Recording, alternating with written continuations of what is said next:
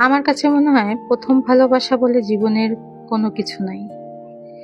জীবনে ভালোবাসা সেটাই, যে মানুষটা জীবনের শেষ মুহূর্ত পর্যন্ত হাতটি ধরে রাখে, শেষ মুহূর্ত পর্যন্ত পাশে থাকে, তার নামই ভালোবাসা।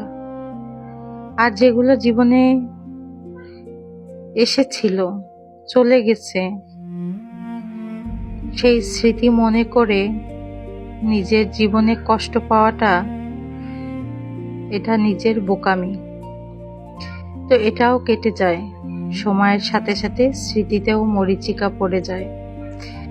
তাই সময়ের সঙ্গে সঙ্গে নিজেকেও পরিবর্তন করুন, স্রোতের সাথে তাল মিলিয়ে জীবনকেও এগিয়ে নিয়ে যান।